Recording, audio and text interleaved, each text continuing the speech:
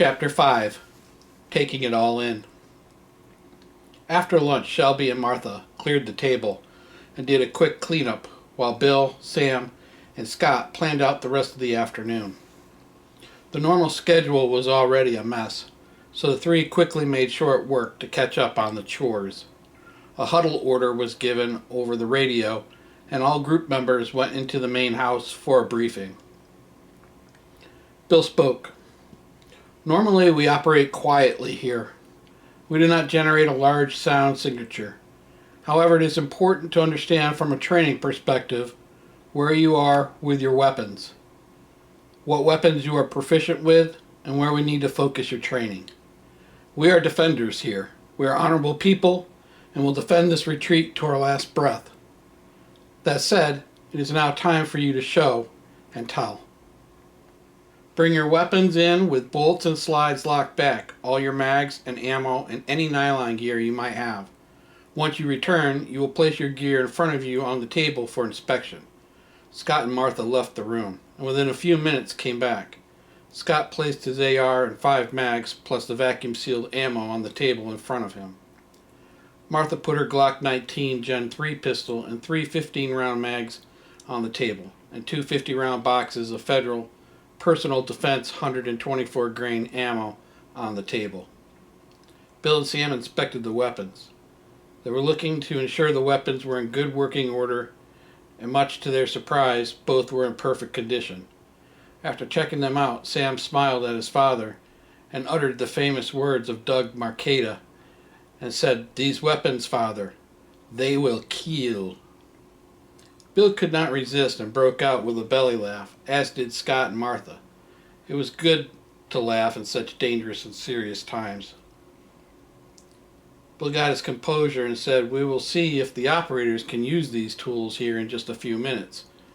Sam drew 100 rounds of .22 long rifle target ammo and 100 rounds of 9mm target ammo from the armory, and all 5 group members went to the range area of the property. The range was 100 yards for rifle and marked off in pistol range segments to 25 yards. Steel targets were 5 feet in front of a berm, and shooting barricades and cover barrels lined the sides for different training scenarios. Today the goal was to see where each new member was from a weapons handling and skill perspective. Can they put rounds on target? Period. Precision can be trained over time. Right now, what are their limits? This is all that Bill and Sam were wanting to know. Sam spoke up. "Okay, shooters, during this course of fire, I will be the range officer. When I say the range is hot, do not point your weapon anywhere but downrange. When I say the range is cold, that means your weapon is placed on the table with the slide back and no mag in the weapon. Are there any questions?" Scott and Martha both replied no. "Excellent. For this round of fire, we will be shooting from the 25-yard mark with the 9mm, and your job is to put as many rounds into the center mass of your target. Once your mag is empty, place your weapon with the slide back on the table. When done, we will switch weapons and move back to the 100-yard mark and see how your rifle skills are. Martha, you're up first." Martha took her stance. "Shooter ready?" She nodded. Bill said, "Take your time, Martha. You got this." Sam said, "Commence firing." There was a long pause, then boom. Another long pause, then boom. As Martha started to feel comfortable, the speed between the rounds became faster. With the ammo shortages before everything broke, most shooters were not training to preserve precious ammo reserves. Based on Martha's slow and steady firing cadence, she did not get to the range or shoot often. With the slide back, Sam called out, "The range is cold," and then they went back to the table. Bill went and got Martha's target and put one up for Scott. When he looked at the target, he smiled. Most of her 15 shots were in the right place with just a couple flyers. "Nice job, Martha," Bill said to himself as he headed back. Scott was up next, and like before, Sam called the range is hot and asked if the shooter was ready. Scott responded with a head nod, and Sam told Scott to commence firing. Scott's shooting was sporadic, long and short times between shots, and you could tell he was overthinking it and nervous.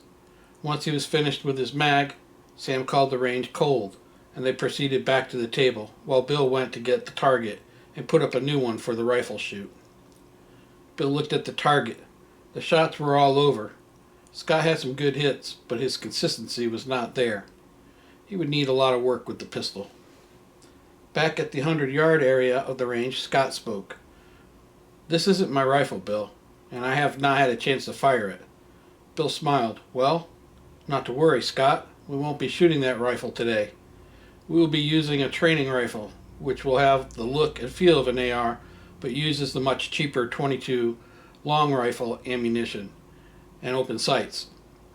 Martha and Scott frowned. Both were relying on the optic on the AR that Scott had gotten from Randy. Bill spoke. "Optics are great, and we use them for our primary weapons platforms. However, if it gets damaged, or for whatever reason becomes inoperable, then you must be able to put rounds on target with open sights. All of our weapon systems have backup iron sights, so let's see how you do."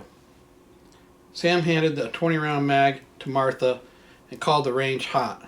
"Shooter ready?" Martha nodded. Sam responded, "Commence firing." And with that, Martha took a knee to stabilize herself and began popping off rounds. She got to round 17 and it fired. Round 18 just clicked. She panicked, not knowing what to do. She raised her shooting hand and Sam came out to her. "I think it's jammed or something," Martha said to Sam. Sam was like, "Okay, use your immediate action drills and clear the round that didn't go off." She froze. "I don't know what that is." Sam smiled. "It's okay. Pull your charging handle back and eject the bad round out." Martha did as he said, and the small round popped out, and round 19 fed in. She finished up the last two with the slide back. Sam called the range cold. Sam handed a 20-round mag to Scott and the training rifle and looked at Scott. "Ready?" Sam asked. Scott replied, "Yes, let's do this," and off they went. Scott also took a knee to stabilize himself. Sam called the range hot and said, "Shooter ready?" Scott nodded, and Sam said, "Commence firing." Scott was slow and smooth with the rifle. Clearly he was more proficient with this platform. At about round 10, the rifle clicked. Scott ejected the bad round and continued to fire. Clearly the training Wade and Randy conducted included immediate action drills, and it was evident that this minor hiccup didn't faze Scott. With the rifle cleared and the range called cold, Scott headed back to the table with Sam, while Bill went to go and get the targets. Bill was halfway back to the team when all 5 radios crackled with the Zone 3 alert. Scott and Martha immediately became nervous, looking to Sam for direction. Bill made it to the table and was about to speak when the radio crackled, "Charlie Delta 1, Romeo Base." Shelby, who was on the radio watch when they all left for the range, replied, "Romeo Base, go ahead, Charlie Delta 1. "Charlie Delta 1, Romeo Base, just checking on you. Heard gunfire and no practice session was relayed. How copy?" "Roger, Charlie Delta 1. Our apologies for not calling it out. Our session will last for 20 more minutes. We're all good here, and thanks for the response. Romeo Base out." "Roger that. You gave me a heart attack. Glad you are okay. Charlie Delta 1 out." Bill looked at the team. "That is our neighbor Cliff. We're supposed to call out training sessions so we do not respond to a potential firefight. I will make it up to him. I have something I think he will enjoy." Martha and Scott were surprised by how well organized these people were. It made them feel much better and safer than being out there on their own. They both gave thanks in silent prayer. Bill handed 2 targets to Sam. "Go set these up. Mark 1S and 1M. Martha on the right, Scott on the left." "No problem, Dad," Sam said, and headed down range to put up the new targets. "Scott, I'm glad you mentioned you never shot that rifle. Well, I'm sure it's sighted in. We're going to need to check it and make sure it's still zeroed. Many people sight in their rifles and put them in the closet. They get banged around, and in some cases, scope can lose 0, if the impact's great enough. With you bouncing that rifle around to get here, it's best we check it before we need to count on its accuracy," Bill said as he pulled out a 30-round mag and put it on the table. "Each of you will shoot 15 rounds. After the first 5 shots, we'll check to see where your rounds are hitting. Then you can finish the next 10 off. If each of you are hitting in the same spot on your targets, we know the rifle's 0 is good. Martha replied, "Sounds like a good plan." Scott replied, "Yeah, sounds good." Once Sam got back to the group, Bill looked at Shelby. "It's getting late, and we have not done our patrols today." Shelby looked at her dad. "Yeah, I was going to ask you about that. We also need to feed the dogs, too, soon." Bill nodded. "You were right, hon. Do an internal patrol and get a fire started in the cookhouse for dinner. We should be done here in about 15 minutes, and then we will get caught up on chores." She smiled at her father. "It's nice to see you so happy, Dad. I hope more come like Martha and Scott." Bill looked at his daughter. "Me too, honey. Me too." Martha shot Scott's AR first, and confirming through the scope the rounds were pretty dead on. She finished up her last 10 shots, all within a 3-inch group. Scott was up next. His first 5 shots were all within a 3-inch group, and his remaining shots were consistent with a 0-in scope, with the exception of 1 flyer, which was not a concern. They confirmed the rifle was accurate, and that was all that they wanted to accomplish for the day. With all the data now rolled up and the range picked up and squared away, it was off to the cookhouse to review and assess the new member's current skill set. Bill looked at Sam. "Can you take Scott and go do the evening chores? I'm going to run over to Cliff's and give him a couple bottles of our finest to make up for the scare today." Sam smiled. "I'm sure he will like that a lot." "I think you're right, son," Bill replied. "I will be on the radio if you need me. I shouldn't be gone long, and I'll be back in time to cook us a delicious meal." "Sounds good. Be careful, Dad," Sam replied, and called out to Scott to do evening chores. Bill told Shelby where he was going, and asked her to get some good salad fixings from the Fast Grow garden and some tomatoes and cucumbers from the greenhouse for the evening meal. He then went into the basement and pulled 2 bottles of mead, wiped the dust off of them, and got them into the John Deere Gator and headed out to Cliff's retreat. "Romeo Sierra 1, Charlie Delta 1. The radio crackled. "Go ahead, Romeo Sierra 1. Can you rendezvous at your gate in 5 mics? Charlie Delta 1. Roger that, on my way." A few minutes later, a large German Shepherd greeted Bill, with spit flying out of his barking, menacing mouth. Bill smiled. "You're a good boy, Bosco." Cliff came up his drive on a 4-wheeler. "Howdy, neighbor. What's cooking?" "Hey, Cliff. I wanted to apologize for the scare earlier. I have a couple new folks at my place, and I was seeing how well they shoot." "Newcomers?" Cliff asked. "Yes," Bill replied. "The first 2, a nurse and a farmer." Cliff smiled. "You know, I was about to give up on your optimism, but I see that I stand corrected." "Well, let's hope the others get here safe," Bill replied. "Anyway, here's a little something for you." Bill went to reach the bag over the gate, and Bosco jumped up, snapping his teeth together. Bill smiled. "Oh, I didn't forget you, Bosco." Bill handed the bag to Cliff and pulled out a couple pig knuckles for Bosco. Cliff looked in the bag. "Oh my," he said, with a big smile on his face. "Well, my friend, with gifts like this, breaking protocol isn't such a bad thing." They both laughed. Bill smiled. "I thought you would like that." Cliff responded, "Thank you, my friend." Bill shook Cliff's hand and said, "I will see you later. Be safe." Cliff responded, "Roger that," and headed back to his quad. The zone alert sounded when Bill came back to the retreat. He promptly let the team know it was him so that they knew it was not a threat. He came through the 3 gates and closed and locked them behind him. As the side-by-side came into the main yard, Scott waved and was heading towards the cookhouse. Bill headed there as well. This is where he was most happy.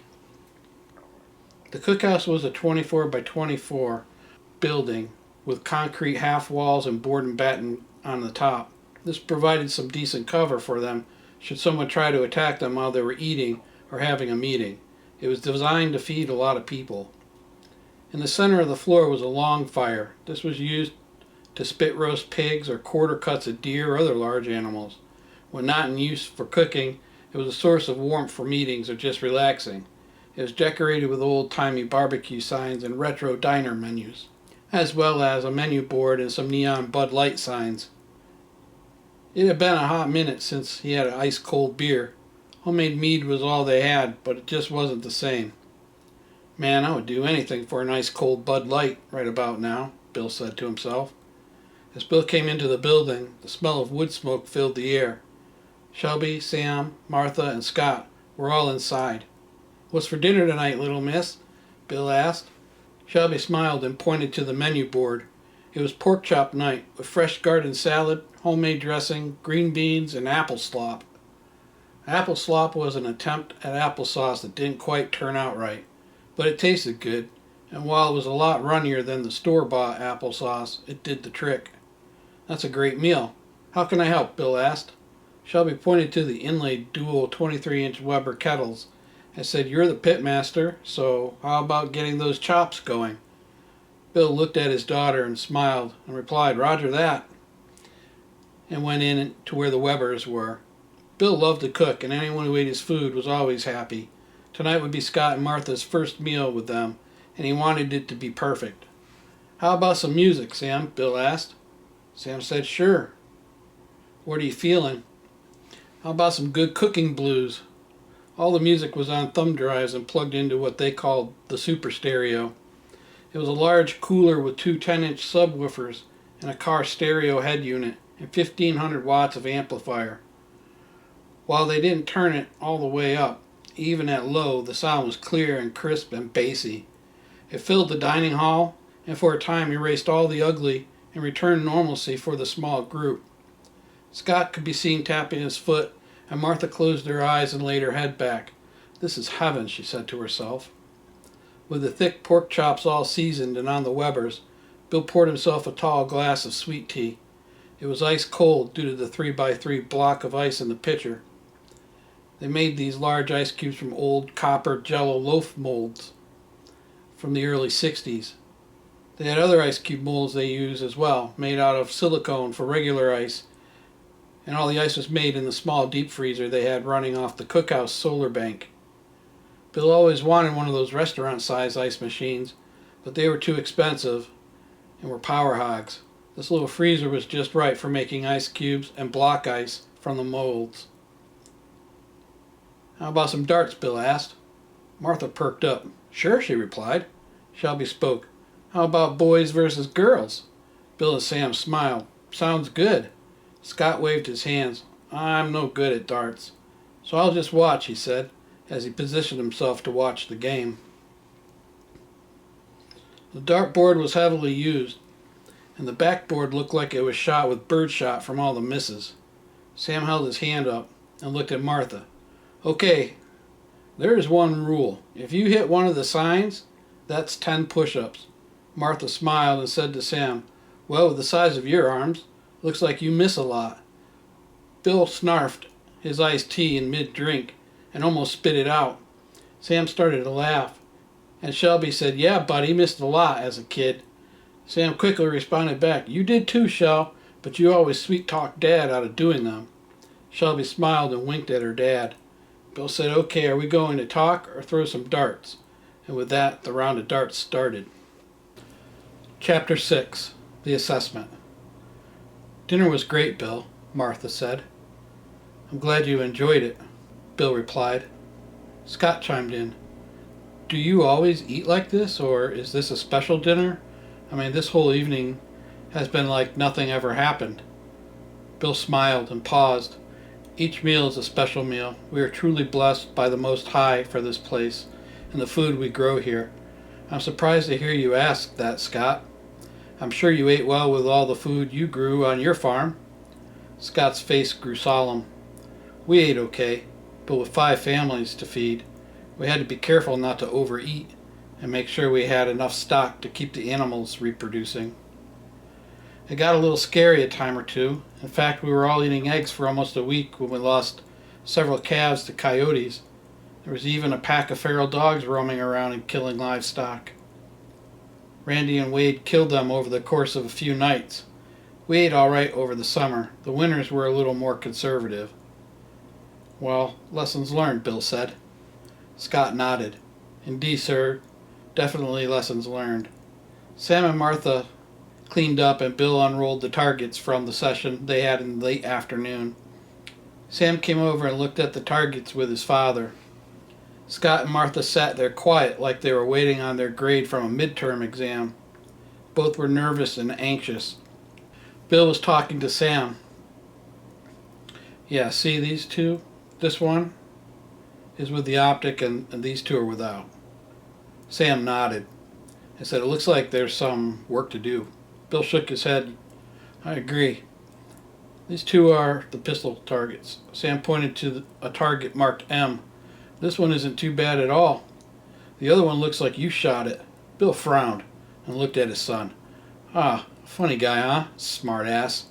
Bill smiled at his son, ribbing him. Okay. Bill turned to Scott and Martha. It looks like we have some work to do here. While overall not bad, there is a lot of room for improvement. Scott, we need to work on your pistol shooting. And both of you, we need to work on your open sight shooting. It is very important not to rely on your optics, as they can be broken or damaged in the middle of a firefight, and you must know how to use your iron sights and be solid at hitting your target. Scott raised his hand. Bill looked at him. Go ahead, Scott. Scott spoke. Sir, I only shot a pistol a few times but never owned one. I always borrowed one from one of the guys to qualify with. Most of the families had either a rifle or a shotgun. Randy and Wade had all the cool guy stuff. Bill looked at Scott. Fair enough, and Bill will be fine. None of that sir stuff, okay? Scott looked at Bill. No problem. Bill looked at Scott. We have some extra pistols from some people that... Bill paused. Donated them to us. Sam looked at his father and shook his head and laughed. Bill smiled at Sam. Do you think you could set Scott up with a pistol in the morning? Sam replied, Sir, yes, sir, sir. Bill scrunched his face and shook his head. Damn smart-ass kid, he chuckled. Sam laughed and told Scott they would take care of him in the morning and find a good pistol for him. And while you're at it, Bill said, looking at Martha, let's get Martha set up with an AR as well. Martha beamed. So before we get all happy, these are being issued to you. If you decide to leave, the guns stay here. You will be required to keep them in good working order and always cleaned. Is that clear? Both Scott and Martha nodded yes and said yes, that they understood. Bill replied, good. The rest of the evening was spent around the long fire where questions were asked and answers were given. Sam spoke. Well, I would like to sit and chat, but I have rounds to make. Bill looked at Sam. Roger that. Check in every 30? Yeah, Raj, Sam replied, and went off to get ready for his evening patrol. Sam went to the kennel to get his partner. Ready to go to work, girl? The 4-year-old Belgian Malinois whined and wagged her tail. Sam raised Anka from just a pup, and while she bonded with he and Bill, she always was closer to Sam. So when it all went to crap, Bill paired Anka with Sam for patrols because he knew she wouldn't let anything happen to him, nor would he let anyone hurt her.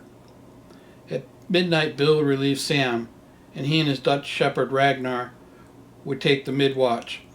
At 2200 hours, Sam would put 2 more trained Malleys, Floki and Helga, out for area patrol, and 2 Dutch shepherds, Torvi and Rollo, would be in inner patrol. In the morning, they would all be fed. Shelby was on 4 to 8s. She would be at the LPOP just past Cliff's house. She hated this watch, but it was her month for it, and the team would rotate monthly so no one had to be stuck with the same watch forever. Bill looked at Scott. I really do not know how you made it here, but I'm super thankful you did. Scott looked Bill dead in the eye. You have no idea how thankful I am to have a purpose again, Bill. No idea. Bill first read the note from Randy. He studied it carefully. He looked at Scott. Wade and Randy were some really great guys. Scott nodded yes. Bill said, Did you know they both came here about a year before the crash? Scott's eyes got wide. No, I did not know that. They never once mentioned a word about this place. Bill smiled. Well, that's good. That's what our agreement was. Many years ago, Bill continued, I had a meet-up here, and we made a pact. that if the shit ever got heavy, they would pack up and bring their families.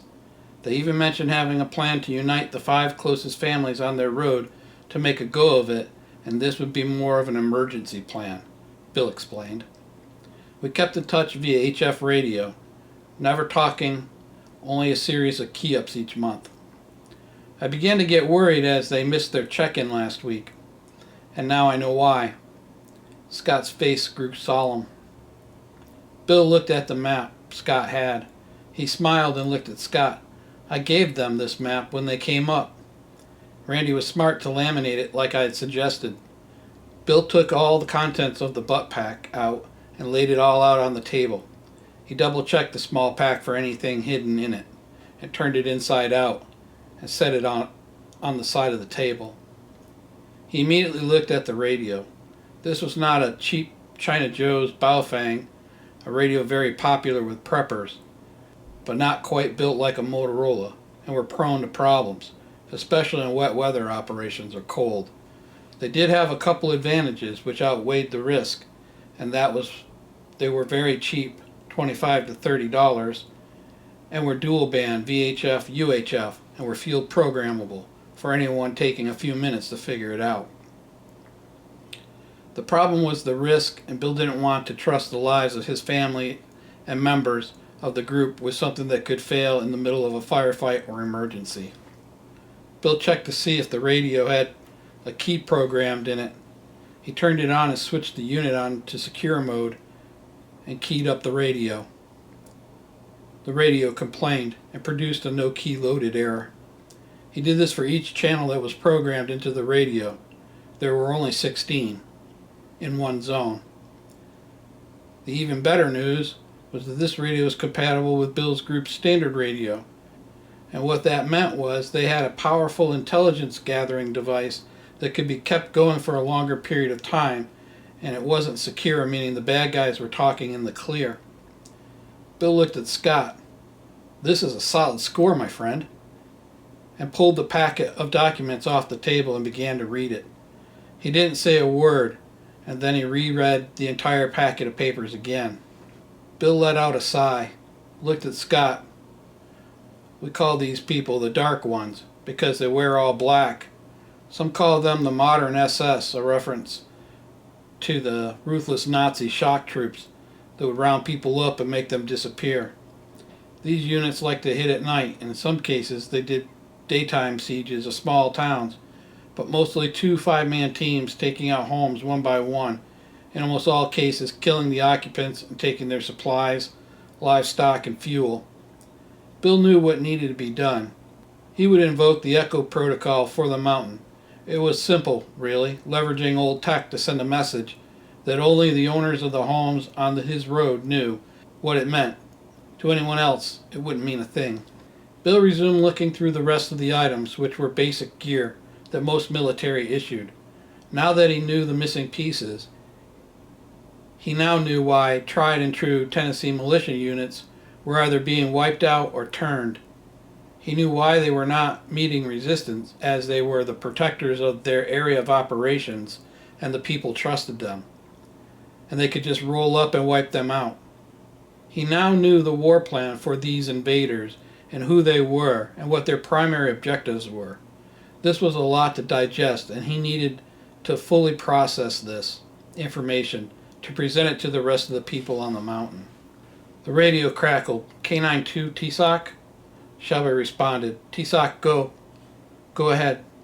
"Roger, K92 hearing shots far off, southern direction. Sounds like a small skirmish, but far away. How copy?" "Roger," Shelby replied. "Good copy. TSOC out. K92 out," Sam replied. The report Sam just provided was one the group had heard many times before. With the new intel, the severity of what was going on was now amplified, and these reports had new meaning, Bill realized. The meeting tomorrow night would have a huge impact on the mountain community, Bill said to himself. Bill and Scott secured the cookhouse and went inside the main house. Bill went into the office where Shelby and Martha were. "Ladies?" Bill said. "Hi, Dad," Shelby replied. "Shelb, I'm going to need you to take Torvey with you from now on." "Okay, why is that?" Shelby replied. Odin is getting really old, and unfortunately his time is near. So I really need you with a strong dog that can do things that will keep you alive if you run into trouble. I hope you understand." "Yeah, no problem. I'm sure Odin will not be happy, but I get it," Shelby replied. Torvi was a solid dog. She was a 3-year-old Dutch Shepherd and was super dark mahogany. Her nickname was Ninja, as she was more of a hunter-stalker than a barker, and would tactically think through her scenarios and attack without a sound until she locked in and started growling and thrashing. She was the only dog that was silent. All the other dogs would let you know they were there and were ready to dispense a hurting if you came into their lair. This quality made Torvi a good candidate for LPOP watch, as she was a more quiet partner, and not to mention her bond with Little Miss as a pup made it a natural fit. "We got serious trouble coming," Bill said. "It is really just a matter of time now. So in the morning I need you to invoke the Echo Protocol on your way back. It will be important that Cliff is here for this meeting." It was just about 2200 hours, and Sam would be letting the perimeter dogs out for their patrol. "Okay, folks, do not go outside. It will take many weeks to get the dogs used to you, so if you go outside and are attacked, you have been warned." Martha and Scott looked at Bill, and both said, "Understood." "They are off duty at 0800 and fed, so that is the time it's safe to go outside. Now that you both are here, we may have to adjust that." Bill looked at Scott. "What time do you like to get started with the animals in the morning?" Bill said. Scott smiled. "I'm usually up by 5 a.m. and in the barn by 6. "Roger that," Bill said. "We will make a change to reflect that beginning tomorrow." Bill was wired from the intel he had been given and was not tired. It was going to be a long night, and sleeping in was not an option. He set his old wind-up alarm clock for 0800. He would get up and begin the process of alerting the rest of the mountain community to an emergency meeting. The location and time was already predetermined, so it was a matter of communicating that to the rest of the families. Bill keyed up his radio. "Canine 6, Canine 2. "Go ahead, Canine 6. "Meet at South Tower in 10 mics. "Canine 2, good copy. See you in a few." "Canine 6, Roger out." Bill put his plate carry on and grabbed his leash and a fresh battery for his radio. Press checked his XD40 and grabbed his AR from the ready rack, then headed to the kennel. Ragnar was a 95-pound Dutch Shepherd. He was violent on the field and had a nasty bite. He liked to hit super hard and often would knock the decoy off his or her feet when he hit.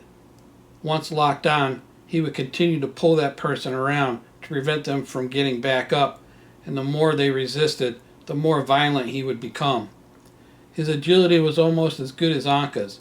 He had no issues walking on fallen trees or jumping high, and loved the course Bill had created. It was his favorite thing to do when they were working obedience drills, and Bill would reward him with some freestyle playtime on the agility course. "Ready to go to work, boy?" Bill asked his trusty partner. Whines and tail wags indicated he was ready for work. Bill put the leash on him and went to the rigger's table, where Ragnar jumped up ready to get his patrol harness put on him. The harness was a Crazy Tough Gear Vapor M2, a 4-point canine patrol harness. Bill had 4 of these harnesses for the patrol dogs, and they were rock solid and had held up over the years, a lot better than expected. He spent a lot of money on equipment for the dogs and was glad he did. Once the harness was on and checked, Bill and Ragnar headed to the south gate. Bill was just about to the gate when Ragnar alerted, but it was a friendly alert. As Sam and Anka approached, the two mates whined and whimpered, happy to see each other. "What's up, old man?" Sam asked. "We got some serious trouble coming, son," Bill said. "How do you mean?" Sam asked. "I did the intel debrief with Scott tonight, and it was incredible that fucking guy has no idea the gift that was given to him. Not only do we have a working radio from these shitbags, we got the orders, the maps, and the TTPs for these guys." Sam took a knee. "Are you shitting me?" Sam asked. "No, son, I'm not shitting you. I have that intel in a marked folder locked in the TSOC vault. When you get back tonight, I want you to read it a couple of times. In fact, I can't sleep, so I might as well relieve you now, so you can get at it." Sounds serious enough, Sam said. It is, Bill replied. Let's just say we got a big fight coming our way, and we are going to need to tighten up here if we are going to survive this. Roger that, Sam replied. You need to get those weapons issued in the morning, Sam, and then you and I need to get the PRS kits gone through and ready for deployment. I want to make sure if we need to get busy, there are no issues or missing pieces of kit. Copy? Yeah, roger that, Dad. Tomorrow morning we are invoking the Echo Protocol, so be ready to roll out at 0800. Seriously, Sam, Bill said. Bad shit's coming our way, so read that intel a couple of times. Copy, Sam replied. I love you, son. See you in the morning, Bill said. Night, Dad, Sam replied, and he and Anka headed for the kennels.